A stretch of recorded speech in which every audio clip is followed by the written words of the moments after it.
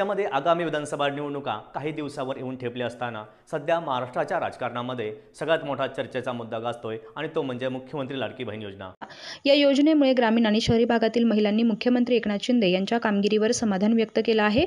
या योजनेमुळे महिला आणि भगिनींना दरमहा 1500 रुपये मिळत असल्याने महिलांमध्ये आनंदाचे वातावरण दिसून येत आहे।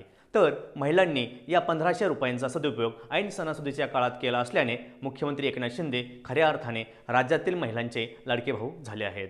ही योजना यशस्वीपणे राबवून दाखवल्यामुळे येणाऱ्या विधानसभा निवडणुकीत एकनाथ शिंदे यांना नक्कीच फायदा होणार आहे। तर विरोधकांनी देखील आधी या योजनेवरून सरकारवर खूप टीका केली होती। ही योजना फक्त नावापुरती आहे, कुणालाही पैसे मिळणार नाहीत, पण आता विरोधी देखील म्हणत आहेत ही योजना आम्ही देखील अशीच चालू ठेवूया। खऱ्या अर्थानं मुख्यमंत्री एकनाथ शिंदे यांचा हुकुमेक्का ही योजना आहे, जो येणाऱ्या विधानसभा निवडणुकीत महायुतीला पुन्हा एकदा सत्तेमध्ये बसवणार आहे। एकनाथ शिंदे यांनी मुख्यमंत्री लाडकी बहीण कुटुंब भेट कार्यक्रम नुकताच हाती घेतलेला आहे। यामध्ये लाभार्थ्यांच्या घरी जाऊन शिवसैनिक सरकारच्या इतरही योजनांचा प्रचार प्रसार करत आहेत। थोडक्यात महाराष्ट्राच्या येणाऱ्या निवडणुकांमध्ये एकनाथ शिंदे यांचं पारडं जड असणार आहे, हे मात्र नक्की। तर सर्वसामान्य जनतेपर्यंत एकनाथ शिंदे यांच्या अनेक योजना पोहोचल्याने सर्वसामान्य जनतेमध्ये त्यांची प्रतिमा उंचावलेली आहे।